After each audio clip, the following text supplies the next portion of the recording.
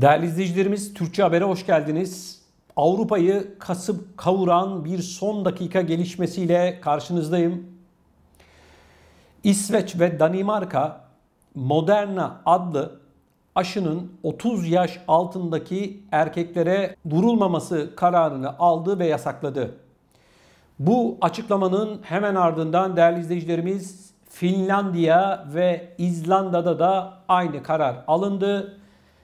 Bu 4 ülkede bu Moderna adlı aşının 30 yaş altı erkeklerde kalp kası iltihabına neden olduğu ve pek çok vakanın oluştuğu, sayıların arttığı ifade edildi.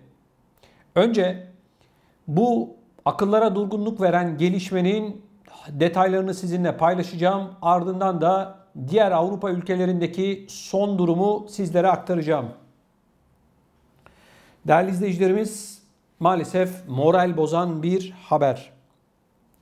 İsveç almış olduğu bir kararla 30 yaş altı Moderna COVID-19 aşısının kullanımını kalpte oluşan yan etkileri sebebiyle durdurduğunu önce açıklamıştı. Ardından Danimarka açıkladı.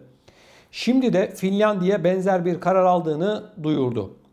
Geçtiğimiz günlerde yapılan bir açıklamaya göre Moderna COVID-19 aşısının genç erkeklerde kullanımı kalpte oluşan yan etkileri sebebiyle durduruldu. Finlandiya Sağlık Enstitüsü Müdürü yapmış olduğu açıklamada 1991 ve sonrasında doğan erkeklere artık bu aşının yapılmayacağını söyledi. Ve devam etti. Finlandiya, Norveç, İsveç ve Danimarka'yı kapsayan bir araştırma Moderna COVID-19 aşısının 30 yaş altı erkeklerde miyokardit yani kalp kası iltihabı oluşma riskini arttırdığı gözlemlenmiştir denildi. Enstitü bunlara ek olarak yapılan araştırmanın önümüzdeki haftalarda yayınlanacağını ve verilerin Avrupa İlaç Ajansı olan EMA ile paylaşılacağını belirtti. Amerika Birleşik Devletleri, Avrupa Birliği ve Dünya Sağlık Örgütlerinden yetkililer ise mRNA teknolojisine sahip aşıların yararlarının risklerinden daha fazla olduğunu ifade etti. Ve ülkelerin kararlarına katılmadıklarını belirttiler.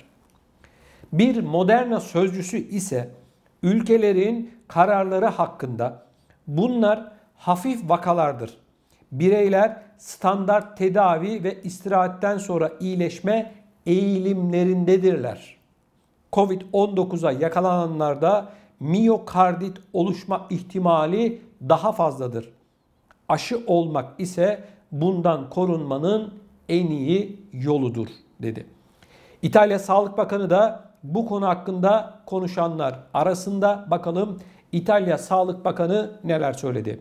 Bakan Roberto Speranza gazetecilere verdiği demeçte Moderna aşısını askıya almaya planlamadıklarını belirtti ve Avrupa ülkelerinin daha koordineli çalışması gerektiğini söyledi. Şimdi bakın değerli izleyicilerimiz, Amerika Birleşik Devletleri'nde bu konuyla ilgili biz katılmıyoruz sesleri yükselirken bu 4 ülkede acil bir şekilde bu sıvının kullanımı yasaklanmış durumda. Önümüzdeki günlerde diğer ülkelerde de benzer kararlar alınabilir. Ama benim takılmış olduğum nokta şu. Bir sıradan insan olarak, bir vatandaş olarak, yani gazetecilik falan, bunların hepsinin hiçbir önemi yok. İnsanız sonuçta hepimiz. Diyor ki bu Moderna yetkilisi, bunlar hafif vakalar. Bireyler standart tedavi ve istirahatten sonra iyileşme eğilimindedirler. Covid-19'a yakalananlarda miyokardit oluşma ihtimali daha fazladır.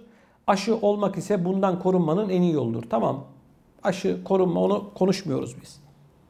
Suçu koronavirüse yakalananlara atıyor. Diyor ki bizim bu sıvımızla ilgili sıkıntı yok diyor. Basit vakalar diyor. 4 tane koca devlet çıkıyor, karar alıyor. Diyor ki biz 30 yaş altı erkeklerde miyokardit yani kalp kası iltihabı vakalarının arttığını görüyoruz. Bu nedenle bu sıvıların vurulmasını yasaklıyoruz diyor. Arkadaşlar bu basit bir olay mı? İnsan sağlığı gibi kutsal, insan sağlığı gibi önemli bir konuda bu firmanın yapmış olduğu açıklama size göre normal mi? Bana göre değil. Parayı aldılar, sözleşmeleri yaptılar, milyarlarca dolar parayı kazandılar, hala kazanmaya devam ediyorlar ve çıkıp basit bir olaydır diyor. Münferit olaylar. Zaten biz de şunu söylemiyoruz. Aşı olan herkes bu sıkıntıyı yaşar ya da yaşıyor diye bilim insanları da söylemiyor bunu. Ama bu tavır görüyoruz ki değerli izleyicilerimiz maalesef hoş bir tavır değil. İnsanoğlu şu içinde bulunduğumuz dönemde maalesef bu insanların iki dudağı arasındaki sözlerle avutuluyor. Bana göre öyle. Bu açıklamadan ben bunu anlıyorum. Çıkıp şunu söylese, dese ki biz konuyu araştırıyoruz. Bu konuyla ilgili ne gerekiyorsa yapıyoruz. Eğer bizim bu üretmiş olduğumuz sıvıda böyle bir şey varsa yan etkileri olarak da yazacağız prospektüsüne. Ülkeleri uyaracağız. İster alırsınız ister almazsınız dersin. Ama bunlar tam tersi yine geçiştiriyorlar. 4 tane koca ülke karar alıyor. Bu 4 ülkeye belki 4 tane daha eklenecek. Ve bu ülkeler teknolojik olarak, ekonomik olarak en üst düzeyde olan, Avrupa'nın en üst düzeyinde olan ülkeleri. İsveç, Danimarka, Finlandiya, İzlanda, bu İskandinav ülkeleri böyle bir karar alıyor ama bu parayı alıp cebine koyan şirket yok böyle bir şey diyor. İnsanoğlu kimlerin elinde, kaderi kimlere terk edilmiş vaziyette. Sakın beni yanlış anlamayın. Ben bu aşıyla ilgili olarak olun, olmayın gibi şeyler asla söylemem. Doktorlarınıza danışın. Doktorunuz ne diyorsa onu yapın. Ben başka bir şey konuşuyorum. Ben insanoğlunun karşı karşıya kaldığı bu can sıkıcı durumun insanlar üzerinde, bizler üzerinde psikolojik, sosyolojik, ekonomik boyutunu konuşuyorum. İsteyen olur, isteyen olmaz. Zaten ne diyorlar? Zorunlu değil diyorlar. İster olursun, ister olmazsın. Ben başka bir şey söylüyorum. Bu yapılan açıklamalar İnsanları iki arada bir derede bırakıyor. Amerika Birleşik Devletleri başka bir şey söylüyor, öbürü başka bir şey söylüyor, bu başka bir şey söylüyor. Ben de soruyorum vatandaş adına bir gazeteci olarak. Vatandaş kime inanacak, ne yapacak kardeşim? Ne yapacak? Bu sıvılar piyasaya çıkmadan önce böyle bir yan etkisinin olduğu açıklandı mı? Miyokardit denilen kalp kası iltihabına neden olduğu açıklandı mı? Şimdi bu sıvıyı üretenler diyor ki bakın açıklamalarında var. Diyor ki Covid-19 yapıyor diyor. Bizim sıvımızla bir alakası yok diyor. Hadi ispatla bunun sıvıdan dolayı olduğunu. İspatlayamazsın. Onlar da diyecekler ki Covid-19 zaten yapıyor. Hadi çık işin içerisinden çıkabilirsen. İspatlayamazsın. Peki bu insanlar bu hastalığa yakalandılar. Ve o kadar pişkinler ki istirahatle, basit tedavilerle sorun çözülür diyor. Tabii nasıl olsa sorun kendi sağlıkları değil. Sorun başkasının sağlığı. Bunlar parayı aldılar, ceplerine koydular. Sözleşmeleri imzaladılar ve imzalamaya devam ediyorlar. Milyarlarca doz. Şu anda en ucuzu 15-16 euro Avrupa'ya. Devletlere böyle paralara satıyorlar. Pfizer 19 euroya, Moderna 19 euroya satıyor devletlere. Şimdi bu olay bize gösteriyor ki önümüzdeki dönemlerde, aylarda da bu ve benzeri haberleri sizinle maalesef üzülerek paylaşacağız. Çünkü bu ve benzeri olaylar görüyoruz ki çok sayıda oluşmaya, artmaya başladı. Ama benim dikkatimi çeken çok pişkinler. Hiçbir şey olmamış gibi hareket ediyorlar. İnsanlık gerçekten çok ama çok aciz durumda. Bunların eline terk edilmiş, kaderine terk edilmiş vaziyette. Yazık, günah. Bu kadar insan ne olacağını bilmeden bekliyor. Siz bu konuyla ilgili olarak ne düşünüyorsunuz? Yani bu yapılan açıklamalar sizi huzursuz ediyor mu? Bundan sonra bu yapılan açıklamalara inanacak mısınız? Güvenecek misiniz? Ne yapacaksınız? Çok merak ediyorum. Benim kafam karma karışık. Herkes her kafadan bir şey söylüyor. Şimdi açıklama yapanlara bakıyoruz, bilim insanları değil mi? O da bilim insanı, bu da bilim insanı. Kime inanacağız? Hadi siyasetçilere inanmıyoruz diyelim. Kime inanacağız? Neye inanacağız? Bu sıvıyı üretenler, bu sıvılar piyasaya çıkmadan önce demiyorlar mıydı? %90, %95 oranında koruyor, onu yapıyor, bunu yapıyor. Siz neden o zaman bu yan etkilerini söylemediniz? Hepsi acil bir şekilde acil kullanım onayı verdi. Al işte sonuç. Şimdi dalga geçiyorlar. Basit diyorlar, olabilir böyle şeyler diyorlar. Dalga geçiyorlar. Bu insanlıkla dalga geçmektir arkadaşlar. Ben böyle algılıyorum. Yapılan açıklama ortada. Amerika Birleşik Devletleri'nde lüzumsuz bir karar diyorlar. Niye? Moderna nerenin? Amerika Birleşik Devletleri'nin aşısı çünkü. Hep bir siyaset, hep bir işin içerisinde, perde arkasında başka oyunlar var arkadaşlar. Hiçbir şey göründüğü gibi değil. Lütfen bu konuyla ilgili olarak görüşlerinizi videomuzun altında bulunan yorum bölümüne yazarak bizlere iletin. Bunun yanı sıra bir hatırlatmada bulunmak istiyorum. Eğer yayınımızı beğendiyseniz mutlak surette like atmanızı, beğenmenizi de hasreten sizlerden bekliyorum.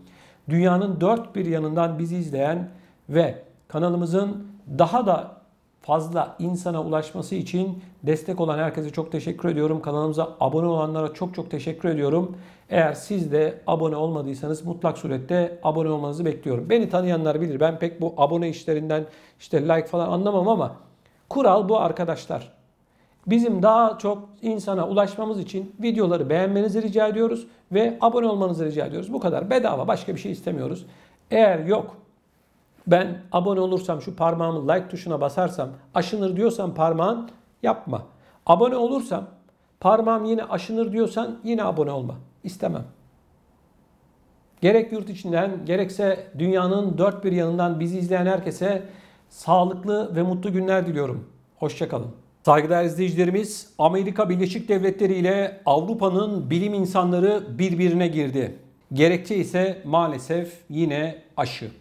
Değerli izleyicilerimiz, Avrupa'da İsveç, Danimarka, İzlanda ve Finlandiya 30 yaşın altındaki erkeklere Amerikan menşeili Moderna adlı aşının vurulmasını yasakladı. Gerekçe ise çok sayıda kalp kası iltihabı yani miyokardit olarak bilinen kalp rahatsızlığı vakalarının sayısının artması. Artık saymış olduğum bu 4 ülkede 30 yaşın altındakilere hiçbir şekilde Moderna adlı aşı yapılmıyor. Meydana gelen bu olay, bu açıklamadan sonra adeta bilim insanları bu Moderna'yı tefe koydular. Dünya Sağlık Örgütü İsviçre'den bir son dakika açıklaması yaptı ve hemen ardından da Amerika Birleşik Devletleri'nden de bir açıklama geldi. Amerika Birleşik Devletleri ve İsviçre Dünya Sağlık Örgütü'nden aşıların faydalarının daha fazla olduğunu, zararların ufak olduğunu ifade etti. Yine bu aşıyı üreten Moderna adlı şirketten de bir son dakika gelişmesi var, bir son dakika açıklaması var. Moderna yapmış olduğu açıklamada bunların normal olduğunu, aşının faydasının daha yüksek olduğunu, Covid-19'a yakalananların zaten miyokardit rahatsızlığına yakalanma riskinin daha da yüksek olduğunu ifade etti. Değerli izleyicilerim, Avrupa'daki bilim insanları ise özellikle Finlandiya, İsveç, Norveç gibi İskandinav ülkelerinde bu açıklamalara ateş püskürdüler. Vaka sayılarının yani miyokardit rahatsızlığına yakalanan insanların sayısının arttığını ifade ettiler. Bu açıklamanın dikkate alınması gerektiğini, diğer ülkeler tarafından da önemsenmesini beklediklerini söylediler. Değerli izleyicilerim, ben burada şunu görüyorum. Bilim insanları bir tanesi A diyor, bir tanesi B diyor. Peki vatandaş kime inanacak? Moderna adlı bu aşının piyasaya çıkmadan önce yan etkileriyle ilgili olarak miyokarditle ilgili herhangi bir açıklama var mıydı? Hayır, yoktu. Şimdi değerli izleyicilerim, bu olayla ilgili dünya ajanslarına düşen bu son dakika gelişmesini, haberini önce sizinle paylaşacağım. Ardından Amerika Birleşik Devletleri, Kanada, evet değerli izleyicilerim, Avustralya ve diğer Avrupa ülkelerindeki son durum nedir bu konuyla ilgili bu gelişmeleri de sizlere aktaracağım. Değerli izleyicilerimiz, Finlandiya Sağlık Enstitüsü Müdürü bu konuyla ilgili bir son dakika açıklaması yaptı. Yapmış olduğu bu açıklamada 1991 sonrası doğan tüm erkeklerde Moderna aşısının durdurulduğunu ifade etti. Finlandiya, Norveç, İsveç ve Danimarka'yı kapsayan bir araştırma Moderna Covid-19 aşısının 30 yaş altı erkeklerde miyokardit, kalp kası iltihabı oluşma riskini arttırdığı gözlemlenmiştir dedi. Enstitü bunlara ek olarak yapılan araştırmanın önümüzdeki haftalarda yayınlanacağını ve verilerin Avrupa İlaç Ajansı EMA'yla da paylaşılacağını ifade etti. Amerika Birleşik Devletleri, Avrupa Birliği ve Dünya Sağlık Örgütü'nden bazı yetkililer ise mRNA teknolojisine sahip aşıların yararlarının risklerinden daha fazla olduğunu ifade etti ve ülkelerin kararlarına katılmadıklarını söylediler. Bir Moderna sözcüsü ise ülkelerin kararları hakkında bunlar hafif vakalardır. Bireyler standart tedavi ve istirahatten sonra iyileşme eğilimindedirler. Covid-19'a yakalananlarda miyokardit oluşma ihtimali daha fazladır. Aşı olmak ise bundan korunmanın en iyi yoludur. İtalya Sağlık Bakanı da bununla ilgili olarak bir son dakika açıklaması yapmış oldu. İtalya Sağlık Bakanı Roberto Speranza yapmış olduğu açıklamada Moderna aşısını askıya almayacaklarını şimdilik ifade ediyorum dedi. Şimdi bakın değerli izleyicilerimiz, insanlar gerçekten şu anda kafaları karışık, karma karışık durumda. Amerika Birleşik Devletleri'nden ve Dünya Sağlık Örgütü'nden şöyle bir açıklama geliyor. Evet, bu Moderna denilen aşılar miyokardite neden olur demiyorlar. Diyorlar ki yararları daha fazla. Burada sorun ya da problem yarar hangi derecede değil ki. Burada sorun, anlamak istemiyorlar herhalde, Danimarka'da, İsveç'te, Finlandiya'da, İzlanda'da, Norveç'te, şimdi Norveç'te muhtemelen bu kervana katılacak, yasaklayacak. Yapılan araştırmaya göre miyokardit, kalp kası iltihabı rahatsızlığı olan vakaların sayısı artması, bunu konuşmuyorlar arkadaşlar. Başka bir şey söylüyorlar. Bu açıklama bana göre doğru bir açıklama değil. Şimdi baktığımızda bu ülkelerdekiler de bilim insanları, Amerika Birleşik Devletleri, Kanada'daki ya da diğerlerinde bilim insanı. Şimdi vatandaş olarak biz kime inanacağız? Soru bu. Neye inanacağız? Şimdi Avrupa karışmış vaziyette arkadaşlar bu konuyla ilgili olarak. Avrupa şu anda birinci gündem maddesine bunu taşıdı. Yasaklayan şu anda 4 tane ülke var. Bu ülkelerin sayısının artması bekleniyor. Şimdi Moderna'nın yapmış olduğu açıklama tam bir fiyasko. Diyor ki zaten Covid-19 kalp kası iltihabına neden olabilir diyor. Bizim sıvımızla alakalı bir durum yok diyor. Bana göre işin içerisinde para var. Sözleşmeleri yaptılar. Paraları aldılar. Şirketlerinin değerlerine değer kattılar. 3-5 kişi diyor yakalanmış. Olur böyle şeyler diyor. Ben Moderna'nın yapmış olduğu, Amerika Birleşik Devletleri'nde yapmış olduğu açıklamadan bunu anlıyorum. Arkadaşlar, İnsan sağlığı gibi böylesine önemli bir konuda bilim insanlarının birbiriyle kavga etmesi, farklı açıklama yapması kafalardaki bu sıvılarla ilgili soru işaretlerini arttırmıyor mu? Sizin içiniz rahat mı? Şu an Avrupa'dan, Amerika Birleşik Devletleri'nden, Kanada'dan, Avustralya'dan ya da diğer ülkelerden bizi izleyen insanlarımız ne düşünüyorlar? Çok merak ediyorum. Lütfen videonun altına yazın.